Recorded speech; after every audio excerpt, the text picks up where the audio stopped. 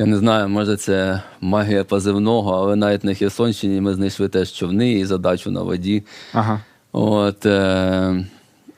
Знаходились ми там вже десь, напевно, тижні 3. Потроху вже там встигли побувати в певних зіткненнях. Там снайпера наші гарно себе показали, там зупинили російський взвод десантників чисто 2 снайперами, які просто вдало і вчасно вибили позицію. З 50-м калібром зброї там плотно попрацювали. І ми постійно намагалися знайти застосування малій групі, яка могла б не просто підтримати бойові дії, а принести реально значну користь. І там народився пан. Там на Інгулі було село Благодатівка. І там вже певний час не йшли бойові дії, тому що дуже складний рельєф.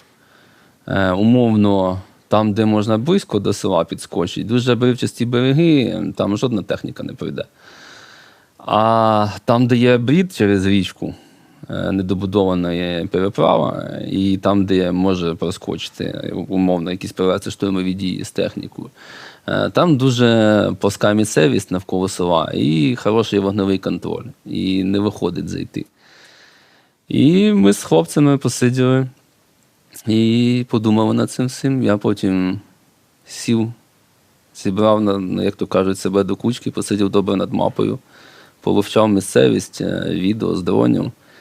І народилася ідея штурманути село на ластах. Ого. Я прийшов до командира бригади, в чиїй смузі ми працювали. Кажу, є отакий план.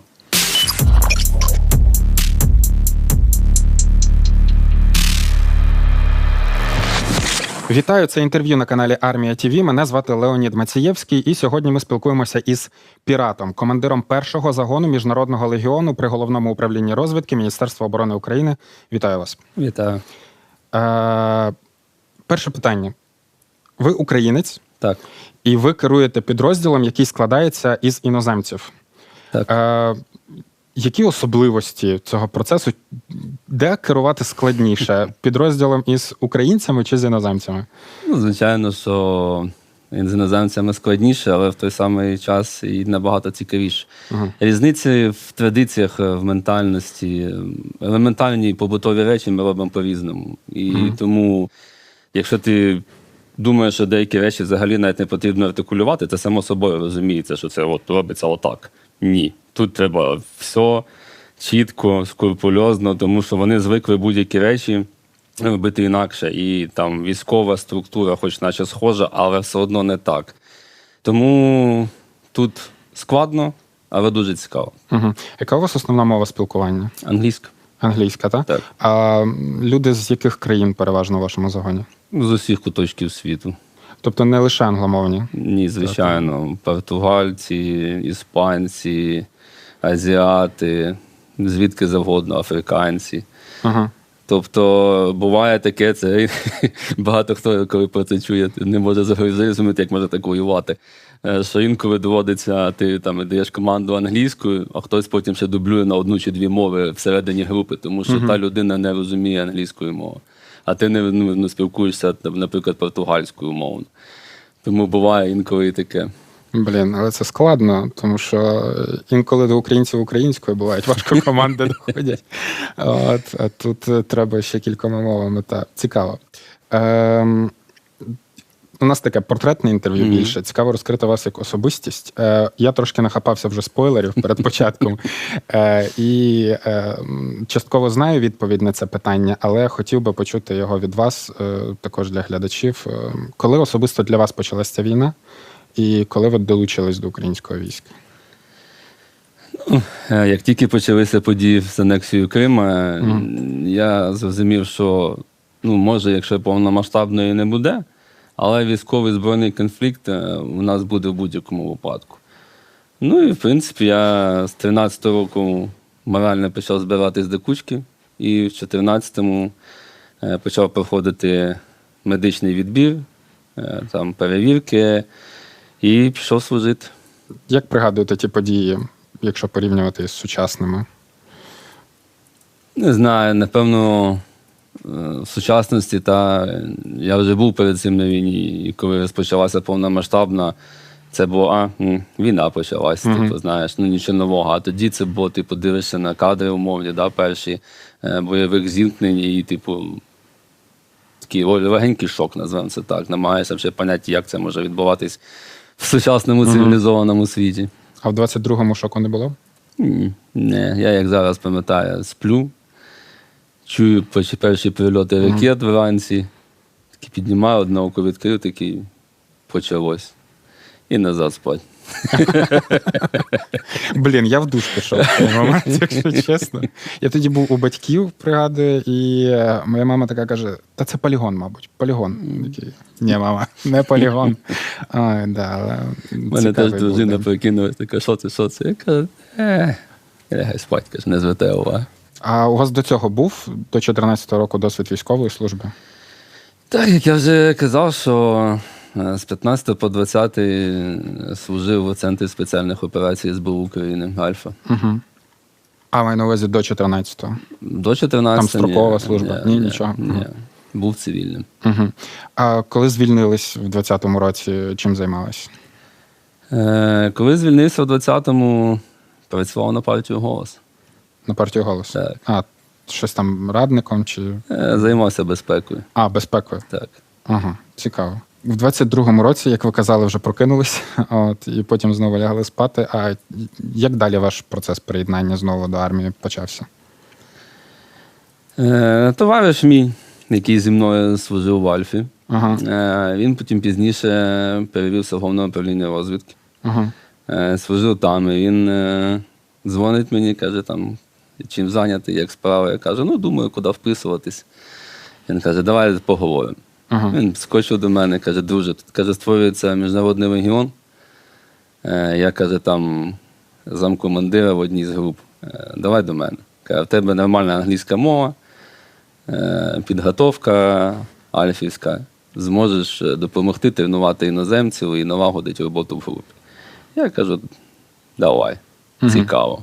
Ніколи не працював з іноземцями, думаю, буде цікаво. Ну і пішов на співбесіду до командира легіону, пройшов співбесіду.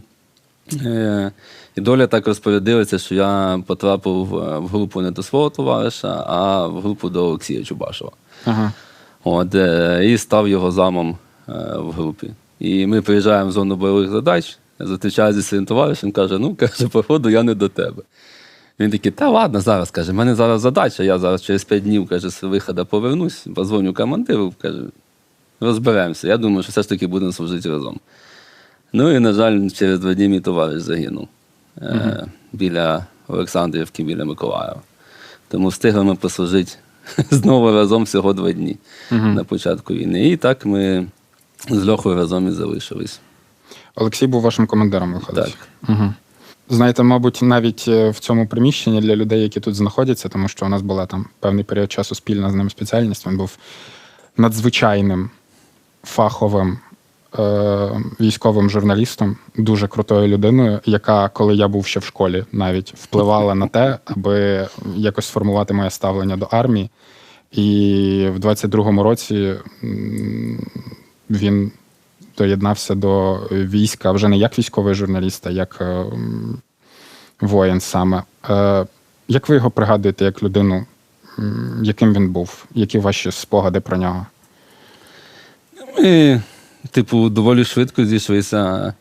Хоча в нас така, контроверсійна ситуація, називаємо це так, як ви кажете, там у Льохи було вище звання, ніж моє, і він командир групи. Але в мене більше бойового досвіду перед цим.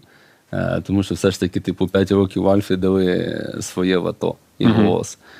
І ми з ним зійшлися таки, вдвох сіли. Давай поділимо обов'язки, щоб, каже, ми не конфліктували. А ми ж не були знайомі до того. Нас просто, грубо кажеш, так, знайомтесь, ти командир групи, ти замкомандир групи, он там ваша група, там війна. Приблизно так це все, коротше, відбувалося швидко дуже. І ми, як на диво, буквально дуже швидко зійшлися, і можу навіть сказати, що почали швидко товаришувати. І Льоха був кльовий, реально, у всьому. Він був дуже завжди чіткий, у своїх думках, висловлюваннях. Він, якщо він щось вважає, то він так вважає. Але якщо ти йому донесеш свою думку, він не буде просто так перти проти тебе, тому що він вважає по-інакшому. З ним можна було завжди обговорити будь-яку ситуацію і прийти до спільного знаменника. І, нам було комфортно разом служити. Я знав, що певні питання завжди він криє, і я впевнений, що це 100% буде зроблено професійно.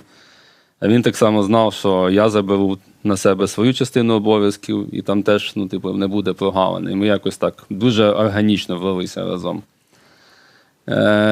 Так, по спогадах, те, що всіх завжди думали, що в будь-якій самій гімняній ситуації Олексій завжди був на позитиві. Він завжди був з усмішкою, навіть коли пахло конкретним пісюном, прям взагалі. А так, був хороший, достойний лідер, хлопці поважали його. І всім було дуже шкода тоді. Я скажу, що для групи це взагалі був такий важкий удар умовний. Як я вже теж казав перед цим, що смерть Олексія – це втрата взагалі для української армії і нації, на мою думку. Це правда. Я просто знаю безліч людей реально, яких він змотивував доєднатися до війська, яким він дав приклад, починаючи там і реально із роботи його військовим журналістом з проєктів «Рекрут». Це реально втрата для всієї України, справді. Насправді, по цій ситуації, як ви кажете, так часто буває, що колись стикається командир з меншим бойовим досвідом, і там, умовно, заступник. У мене так само просто було. Я коли прийшов в бригаду, у мене був, виходить, як мій заступник, але головний сержант взводу. І це людина, яка пройшла Донецький аеропорт. Це людина з колосальним досвідом там, з 14-го року і далі, а ти такий прийшов, з кафедри військової, От. І тут питання, справді, від людських взаємовідносин багато часто. От. І важливо, щоб досвід кожного був почутий і не лізти з задраним носом з вищим військовим званням. Це насправді цінується. А можу я вас запитати за ваші браслети? Я бачив, там ім'я Олексія Чубашева теж є. Так, звичайно. На першому. А що вони означають? Як я вже казав, що в Міжнародному легіоні мікс різних культур. І тут вибудовується, мені здається, таке особливе військове братерство. І ми переймаємо традиції один одного і культурні особливості.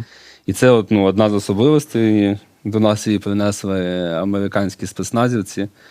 У них є традиція, що якщо хтось дійсно близький тобі, товариш гине з тобою у бою, то ти потім носиш браслет, де написано його ім'я, місце, де загинув і коли.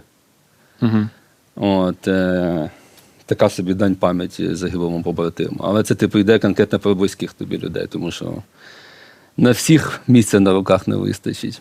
Це правда. І в нас ця традиція швидко теж вкорінилася серед інших представників інших країн. І мені здається, що десь навіть там, я теж бачив в інших українських підрозділах теж поз'являлися. Тема стала популярною, запустили теж певну течію у військовій культурі України. А які ще є у вас такі традиції, які прийшли, можливо, там з інших країн? Може, щось пригадуєте ще таке?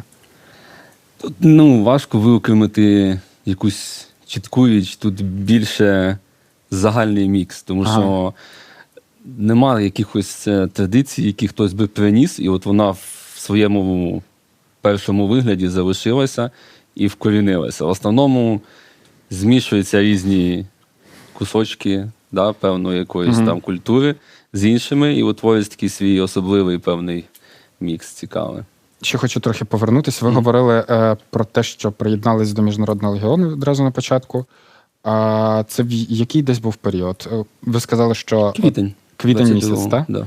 А кому взагалі, може, знаєте, належала ідея створити його? Витоків створення нашої частини в першу чергу був Кирило Олексійович Буданов.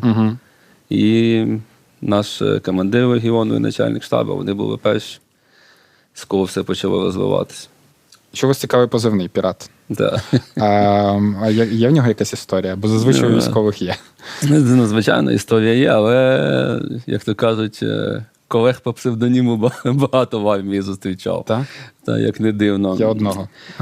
Історія. А мені просто постійно, типу, хлопці десь там їдуть, бачать автівку з номерами пірат, Ага. і такі скидають фоточку, кажуть, ти що, тачку поміняв? Я кажу, да ні, хлопці, це не я, це не я. Історія доволі проста. Я коли ще йшов служити в Альфу, Угу. мене покликали після того, як вже перші перевірки були проведені, на співбесіду. До тогочасного начальника управління, такий, думаю, відома постать генерал Шайтанов. Угу. Я до нього приходжу на співбесіду, а мені дзвонять умовно о 8 годині ранку, кажуть, тебе на 9 співбесіда. Ну, а мені через Київ тільки їхати туди 50 хвилин, тобто в мене часу збиратися немає. Ага. От, я, знаю, що там на той момент не прийнято було там особливо татуювання мати в Альфі, там якісь там пірсинг чи там сережки, ще що-небудь. І я таки собі ще нагадував з вечора, що якщо там треба буде їхати, треба сім'ю зняти. Ага. От, а я все швидко відбувається, я забуваю. Їду на співбесіду, заходжу, так от сідаємо за стіл, і він сидить на мене, і не привіт, нічого, просто сидить такий, дивиться на мене, дивиться. Каже, хоч анекдот розкажу. Я кажу, давайте. І він такий, заходить син до батька на кухню. Батько бачить, що у сина, каже, сільга у вусі. І він такий, чуєш, хлопче, ти знаєш, що в нас час носять і тільки дві категорії людей. Пірати і підараси. Де твій фрегат? І він такий на мене теж сидить, дивиться, каже, ну що ти, хлопче, хто ти, пірат чи підарас? Я кажу, ну, звісно, пірат. І він такий, а де твій фрегат тоді? Я кажу, та там, каже, за рогом запаркований стоїть. Ага. Він такий, ну ладно, давай продовжимо. Ну і там вже почалася співбесіда, почали розмовляти. Але потім, я зі співбесіди, коли вийшов, пацанам там своїм, які вже служили при кавов, цю тему, вони там довго ржали, каже, все, каже, позивний в тебе вже є.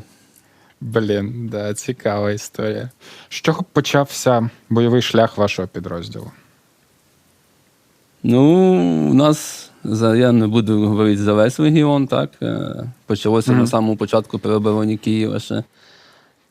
Моя група з Олексієм, вже коли ми сформувались, наша перша робота була це Кінбурн. Ми ходили в тил противника на човнах. Ого. 80 кілометрів морем. То в нас це почалось доволі цікаво і інтенсивно, з незвичної і доволі складної задачі. Потім звідти, коли почало горіти навколо Сєвєрсько-Донецька, то перекинули туди, і теж ми одразу так, плотно вірвалися в хороші бої. Угу. А про операцію в Чорному морі. Можете трохи детальніше, якщо можна, розказати? Наскільки це складно? Бо я навіть, чесно кажучи, не уявляю, як просто навігацією керувати, вже по компасу рухатись чи як. Як я вже казав, що мікс культур, мікс військових, а це означає, що різні військові професії. І нам дуже пощастило, що в групі були представники морських котиків США, які фахівці в таких речах. На той момент в нашій групі було 2 хлопців з морських котів. Були хлопці з СБС, Special Boat Service. Тому нам якось так пощастило, що в групі були представники різних елітних військових підрозділів з різного світу. І у всіх були свої певні навички, якими вони могли поділитися з іншими. І ми швидко почали тренуватися, працювати для тих, кого не було досвіду раніше в морських операціях. І доволі швидко вийшло на нормальний, пристойний рівень. І задача наша була знайти ракетні комплекси російські на Кінбурзькій косі. Пускові? Так. Ага. Вдалося виконати? Не знайшли. Не знайшли. Постійно перебазовували. А потім, після декількох наших виходів, які були доволі успішними, Росіяни поняли про нашу присутність там Угу. і почали ще глибше їх заводити в свої порядки і виставляти ще більше кордонів, і дістатися до них у нас так вже і не вийшло. Угу. Доводилось потрапляти в стрілецькі бої в тих умовах? Так, Так. так. Ну, але все одно, навіть якщо відсунути ракетні комплекси назад, це все одно успіх. Тобто, Та звичайно. певною мірою. Тоді не так багато підрозділів було взагалі здатні піти в тил противника. Тим паче морем. Тим паче морем. Та і навряд чи Росія навіть очікувала в 22-му році такий спротив, в тому числі висадки морем. Северодонецьк. Насправді, стільки просто подій вже відбулося з 22-го року. І трохи забувається, мені здається, у багатьох людей ця історія тоді опору в 22-му. Розкажіть, як виглядали тоді бої за це місто? Що це були за умови? Чим вони відрізнялись від сучасних? Ну, в першу чергу всі розуміють, що технології на війні розвиваються швидко. Угу. Зараз дрони панують на полі бою. А тоді ще було тільки зачатки застосування. Тоді, звичайно, росіяни плотно вже використовували Орлани. Вони постійно тоді моніторили небо. В них була з самого початку війни сильна перевага в розвідці військовій з неба. Але все одно якось було легше. Хоч були і запеклі бої, які тривали годинами, по декілька годин. І артилерія крила, РСЗВ, авіація. Але це, я думаю, не порівняти з тим, що зараз, коли ти просто не можеш ніде пересуватись, не будучи поміченим, і що в тебе вже не летів десяток якихось впівіг. І зараз війна стає технологічнішою, тобі потрібні реби, тобі потрібні термонакидки, ти маєш маскуватися, бо тільки тебе помітили, тебе знищать. Це питання часу. Як працювала артилерія тоді? Ворожа. Щільно. Щільно? Щільно. Тоді, це нормально була тоді історія, що, для нас, хто все було, вже якби був під обстрілом і звик, то ми розуміли, що інтенсивність набагато вища. Там, умовно, навіть хто, що ми вважали таким непоганим артобстрілом часів АТО ООС, порівняно з тим, що було на повномасштабці, то так, дуже легенько. А там прям годинами крила мінометка, артилерія ствольна, все, в принципі, плотно там накривало тоді. І це була теж така тема, ти пересуваєшся місцем, тільки свиснуло, там дерево десь зрізало, гараж рознесло, і ти біжиш, маневруєш між цим всім. У нас була цікава перебіжка з Олексієм. Ми мали з наших крайніх позицій, які ми вже змогли зайняти, збігати на командний пункт Нацгвардії, щоб узгодити там наші дії, як підтягнути їх трошки ближче до нас, вирівняти лінію, і щоб це все нормально працювало, і наше просування не було дарма. Ну і нам треба було добрих десь 1,5 кілометра вулицями міста під обстрілом пробігтися. І ми вирішили, що підемо вдвох. Щоб було чесно, як то кажуть. Що не хтось один з кимось із підверху, а вже залишимо пацанів, а самі зганяємо. Ну і нас так хорошо накрило тоді. Ми такі біг з перешкодами. Біжиш, десь дерево зрізало, гілкою прибило, впав через дерево, перекотився, далі побіг.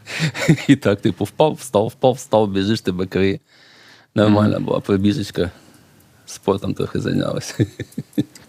Да. Який із моментів під час цієї війни був найважчий? Я вже казав, що цей бій, в якому загинув Олексій, він з багатьох аспектів для мене є найважчим і найтяжчим з тих, що в мене були. По-перше, по інтенсивності самого бою було дуже щільно. Так вийшло, що ми втрапили групою, в районі нас було десь 32-34, на ротний опорний пункт, де тільки в останній момент, перед тим, як нас зав'язався бій, а ми тоді вже трошечки йшли попереду інших підрозділів, і ми вже застосовували дрончики. І коли ми кудись просуваємося, ми завжди підняли пташку, прилетіли якихось там 500 метрів перед собою, подивилися, що там все чисто, просунулись, подивилися, просунулись. І так постійно. І вже перед нашим об'єктом крайнім, куди ми мали зайти, перед крайньою будівлею, ми піднімаємо пташку, облітаємо і наблюдаємо, як в цей момент з іншої сторони будівлі заходить 30 денерів в будівлю. І ми розуміємо, що як мінімум вже їх там вказали нам, що там їх має бути 30. І ми бачимо, що заходить ще 30. І ми вже розуміємо, що нас вдвічі менше. Але вирішили все одно заходить. Да. Ми вирішили, що наш рівень підготовки і професіоналізм цю перевагу чисельно можуть нівелювати. Але потім, як виявилося, що їх там було ще більше, як мінімум вдвічі. Тобто там було більше роти в тій будівлі, в яку ми вирвалися. І бій зав'язався дуже щільний і плотний. Тому по інтенсивності бою це найсильніше, в що я потрапляв. Там, умовно, будівля. Вляйте, що в кожне вікно постійно влітають кулі. Вони не припиняють влітати. Це просто постійно так черга. Трук, просто постійно прострілюється. А через те, що нас було менше, і ми займали меншу частину, то їх набагато більше, то вони постійно там заливали нам плотно, там РПГшка влетіла. І бій був такий, дуже щільний. І тоді ми понесли перші втрати. Ми тоді були розділені на дві частини. Якби група прикриття і основна, яка мала заходити туди, до підарів. В першій групі молодий британець зловив кулеметну чергу в голову. А у нас буквально через кілька хвилин Олексій 2 кулі зловив. Ми довго намагалися його качати, врятувати життя, але, на жаль, не вийшов. І потім теж були ще далі важкі хвилини, які потім флешбеками згадуються, що важкий бій. Ми взагалі всі думали, що ми звідти вже не вийдемо ніхто. А тут, у нас є тіла побратимів, які треба забрати. Тут самому було важко звідти вискочити, а тут треба ще тепер виносити. А в нас, це золоте право, ми нікого не залишаємо, нікого позаду. І винесли. Вийшли. Але ці два фактори – інтенсивність і загибель близьких в бою, тому він найважчий. Скільки він по часу тривав? Важко сказати. Не менше, думаю, ніж годин 5-6. 5-6 годин? Да. У нас перед цим були довші. Це був вже десь третій день такого міцного контакту постійно. Ми накатували, забирали якусь територію. На той момент Легіон був, напевно, єдиний підрозділ, який не просто тримав лінію оборони, а просувався вперед. І ти кудись зміг пройти, пробитись. Інша група тебе замінила, відпочив, знову пішов вперед. І це був третій день такого просування у нас тоді. Це були денери, ви кажете? Так. Як виглядала тоді їхня тактика? Я так Саме розумію... той підрозділ, з яким ми стикнулися, це були це денери. Ага, вони в першу чергу їх кидали зазвичай? Так. Росіян це, ми на багатьох відтинках фронту помічали, це звична тактика. Вони в першу чергу женуть тих, кого не шкода. Угу. І своїх, які там менш підготовлені, слабші підрозділи. І залюбки українців з окупованих територій вперед. А стикались саме із кадровими їхніми? Звичайно. Тоді. І як оцінюєте їхню підготовку на той момент? Як і в будь-якій країні світу. Є підрозділи більш підготовлені і фахові, є менш. Я не розділяю часткової думки суспільства, що там вся армія Росії воює м'ясом, і це все чмобіки. Там дуже багато гарно підготовлених, гарно озброєних професійних військових, які є достойним противником.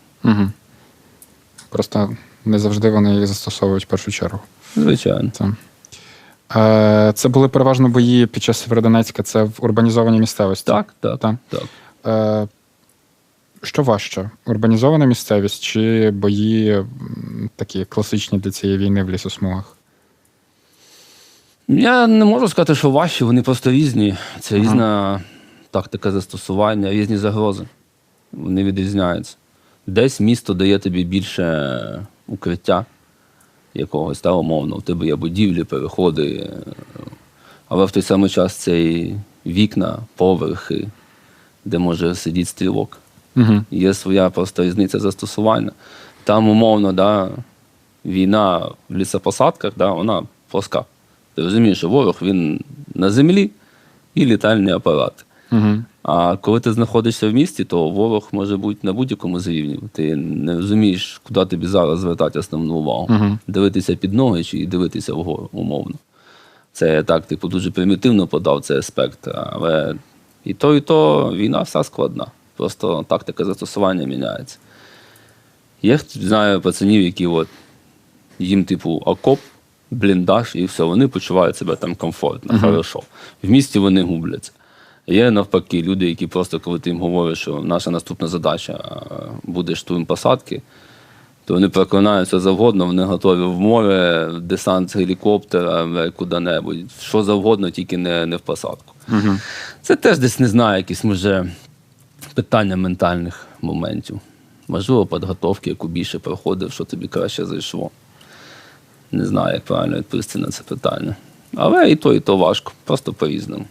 А от навички, там, наприклад, там CQB, там інша тактична підготовка, вони допомагають в боях? Так, звичайно. Взагалі, ну, як то кажуть, вік живий, вік учись. Дуже велика це хвороба молодих. Той, хто приходить у сильний якийсь підрозділ спецназу, десь роки через 2-3, вони вже думають, що оце я убійця. Ті, хто вже прослужив хоча б 5, не розуміють, що ще вчитись і вчитись. І свої навички вдосконалювати потрібно постійно. Тому так, ну, навички CQB, вони потрібні, на мою думку, у всіх родах військ, тому що ти ніколи не знаєш, в якій наступній зоні виконання задач ти опинишся. І якщо ти не вмієш і не знаєш, як правильно виставляти сектора у місті, довго не протягнеш. Просто чув одну думку, наприклад, от, що є будівля, її треба захопити, там, штурманути, наприклад, то краще її знести. Там, не знаю, обстріляти кілька, там, не знаю, шмілів у вікна, закинути там з АГС, не знаю, артилерію навести. Це велике питання. Тебе цікавить потім зайняти ці будівлі, чи тобі треба просто вибити ворога звідти? Звичайно, якщо тобі просто треба вибити ворога звідти, і ти не збираєшся там потім закріпляти сам, спалив, зніс, забув, згоден з цим. Але якщо ти плануєш просуватись і ти плануєш займати позиції там, то де ти потім будеш займати позиції? Треба, навпаки, грамотно зайти по-тихому, повідрізати цим голови і тихенько зайняти. Гарно. Особливо про повідрізати всім голови. Далі у вас була Херсонська операція? Так, були на Херсонщині теж. Як там розгортались події для на вашого підрозділу? У нас теж є цікава історія. Я не знаю, може це магія позивного, але навіть на Херсонщині ми знайшли теж човни і задачу на воді. От, знаходились ми там вже десь, напевно, тижні 3. Потроху вже там встигли побувати в певних зіткненнях. Там снайпера наші гарно себе показали, там зупинили російський взвод десантників чисто 2 снайперами, які просто вдало і вчасно вибили позицію. З 50-м калібром зброї там плотно попрацювали. І ми постійно намагалися знайти застосування малій групі, яка могла б не просто підтримати бойові дії, а принести реально значну користь. І там народився пан. Там на Інгулі було село Благодатівка. От. І там вже певний час не йшли бойові дії, тому що дуже складний рельєф. Умовно, там, де можна близько до села підскочити, дуже обривчасті береги, там жодна техніка не пройде. А там, де є брід через річку, недобудована є переправа, і там, де може проскочити, умовно, якісь провести штурмові дії з технікою, там дуже плоска місцевість навколо села і хороший вогневий контроль, і не виходить зайти. І ми з хлопцями посиділи і подумали над цим всім. Я потім сів, зібрав, як то кажуть, себе до кучки, посидів добре над мапою, повивчав місцевість, відео з дронів. І народилася ідея штурманути село на ластах. Ого. От. Я прийшов до командира бригади, в чиїй смузі ми працювали. Кажу, є от такий план. Він такий каже, дуже ти бойовиків, каже, передивився трохи. Ну, типу, хто, типу, де? Ну, типу, нема людей, які здатні, ну, типу, взагалі, хто на це піде. Я кажу, то я ж не прошу, кажу, людей, мої підуть. Він каже, просто потім зайдіть і закріпіться за нами. Ну, типу, каже, треба подумати. Наступний ранок мені дзвонить, каже, ну, допови керівництву, можемо виконувати. Я говорю, хорошо. І знову це називається в армії горизонтальні зв'язки, знаєш. Угу. Я там товаришам з Альфи позвонив, які я знаю, що вони в тій самій смузі працювали. Там були хлопці, з якими ми разом на Кінбурні пересікалися з 73-го центру. І ми таку собі самі, без керівництва вищого, собрали хорошу збірну солянку з різних родів військ, артилерістів знайомих підтягнули, танкістів. І хлопці 73-го, двічка, і моя двічка, перших 4 на ластах, вверх по НГУ, зайшли в село, зачистили берег, розмінували. Потім за ними 2 човна на тихих моторах, кожному ще по 8 пацанів з передової штурмової групи. І так ми зайшли в село. Ми в першій же будівлі взяли 7 полонених, 3 зажмурили і вскочили в село. І вийшло, що отак, що русики подумали, що це повномасштабний контрнаступ почався. І просто тому, що денери, теж знову нам пофартило, там теж денери були, тому що всі полонені, що ми взяли, у всіх українські військові квитки Нацгвардії, всі вони Донецька, Луганська областя. Вони в 14-му служили на нашій стороні. Жесть. Отак, так. От. І там пішов десь якийсь фартовий збіг обставин. Ми взяли їхній перший опорник на відділення. Інші почули звук бою і подумали, що, типу, пішов плотний штурм. І відтягнулися. У них батальйонний командний пункт був в центрі села в школі. І всі умовно десь тягнулись туди на рівень коротше, свого опорника основного. І тут теж чисто дзвонять мені знайомі, каже, друже, ти нам поміг сильно був. Каже, є один постріл Хімарса, давай ціль. Ого. Я підвальчик цієї школи, де був пункт батальйону, командний. Туди Хімарс чітко просто прямо в підвал війшов. Все, мінус 60 денерів, все командування батальйону лягло. Офігенно. І всі інші просто побігли, бо, типу, втратили голову, нема управління, і вони біжать, а якби керівництво російське бачить, що все, ну, типу, село втрачене, плацдарм, вони давай все, що є, всі резерви туди. А ми плотно підготувались, виставили хорошо артилерію. Я позбирав усі наявні мавіки, матраси, все, до чого зміг дотягнутися, все, що може літати взагалі в усій зоні.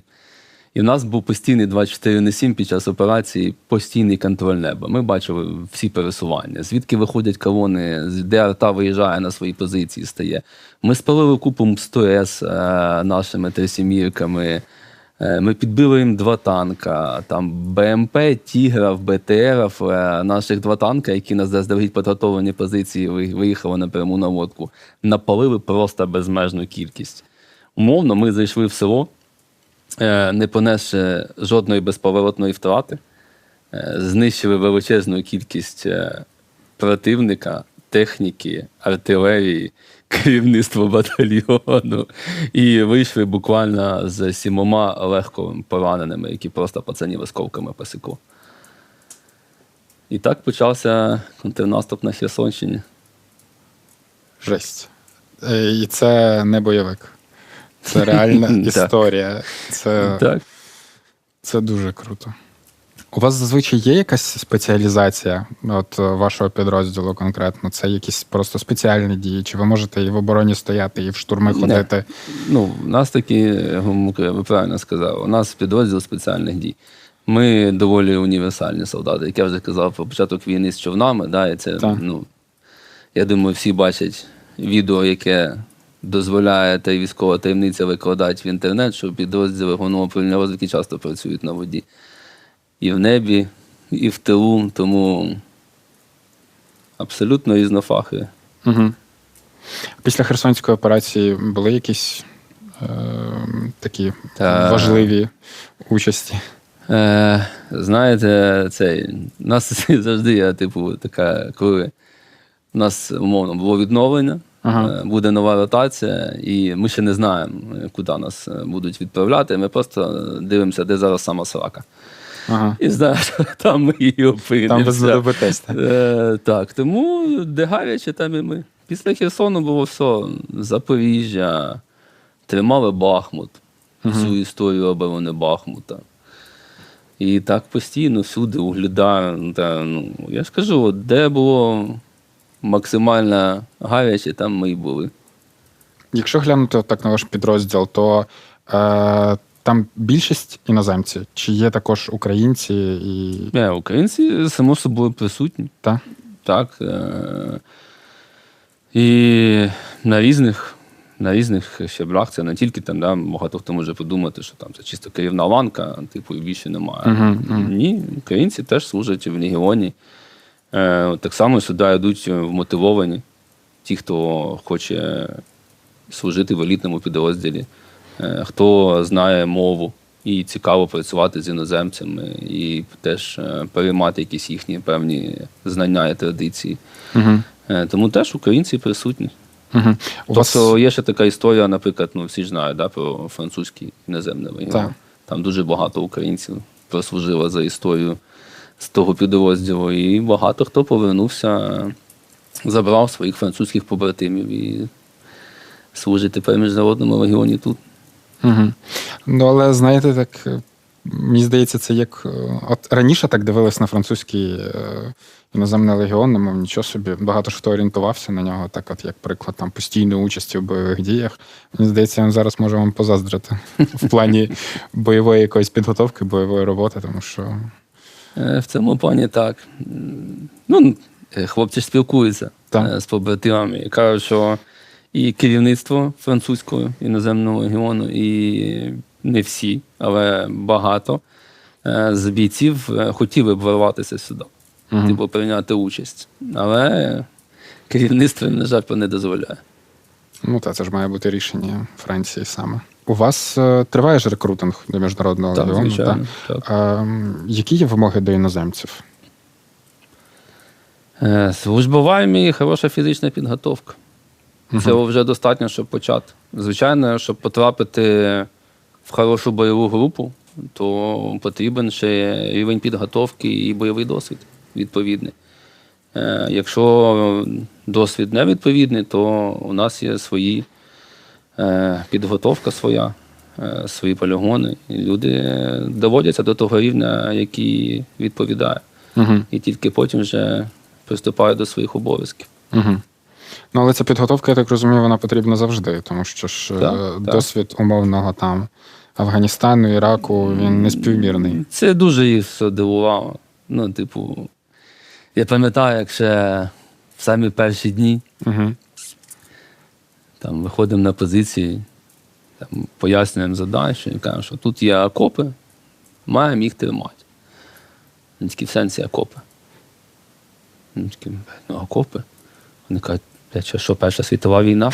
Що серйозно? Каже, які окопи? Ніхто вже їх не риє. Каже, ви що, війна поміняла, що ви говорите? Ми кажемо,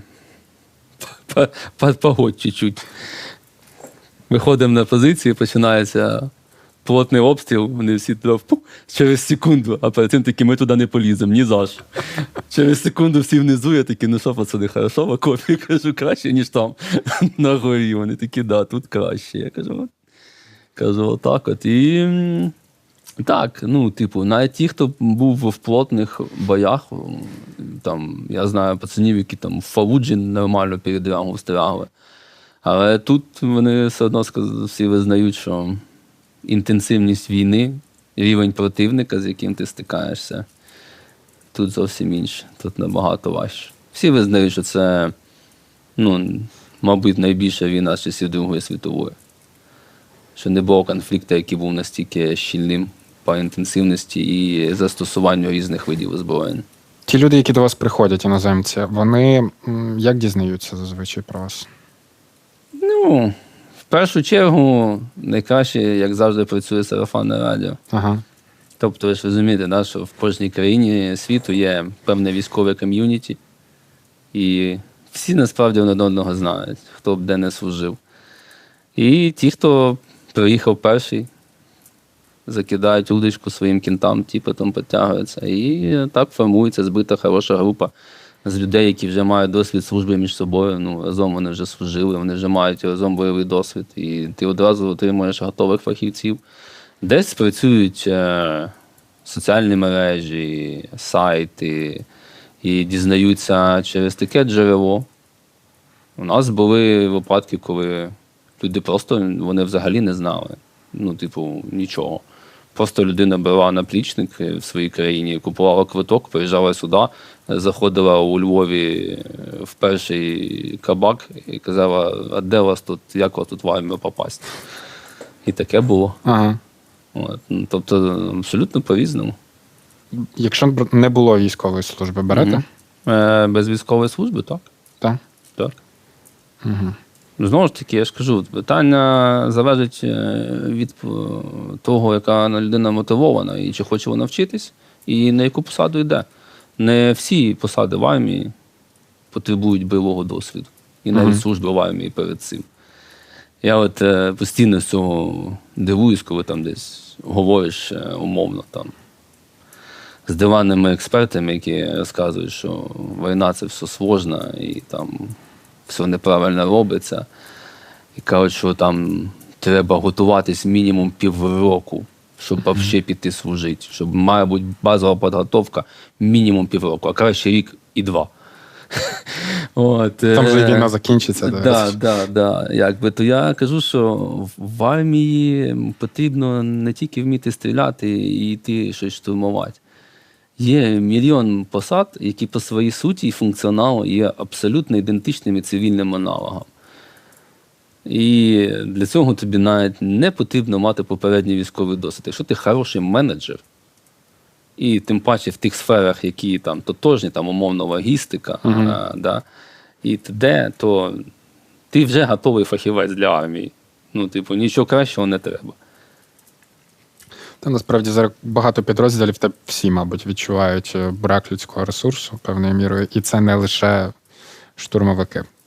Як здається, так. на перший погляд, так. Це реально люди, інженери, особливо зараз, це логісти, це менеджери, як ви кажете. Хороший механік на вагу золота. Класно. Тому що техніка постійно ламається, і це реально спеціальності, в яких є завжди потреба. Так. Ви згадували про мотивацію. Ви ж, мабуть, спілкуєтесь з бійцями. От я дивився кілька інтерв'ю з вашими підлеглими. З одним брав інтерв'ю з Мюрреєм. І я постійно помічаю, що от в них в першу чергу якась мотивація з приводу того, що вони побачили несправедливість, коли на Україну напали, що це не окей. А можливо, бувають якісь інші мотивації? Чому люди приєднуються до вас? Дуже багато. Дуже багато. Ну, кожна людина – це особистість. І в неї всі мотиви в житті, чому ти йдеш в ту сторону, а не в іншу, вони свої. Але якщо ми так візьмемо якісь узагальнюючі основні напрямки, то це так, за справедливість.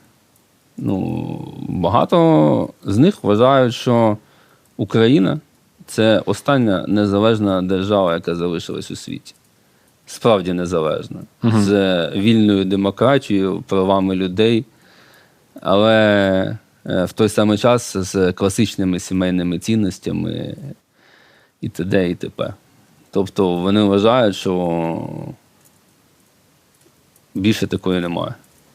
що ми справді вільний народ, що ми, коли відчули несправедливість влади над нами, ми повстали проти неї. І вони побачили в цьому якусь певну свою ознаку, що ми відрізняємося від інших навколо.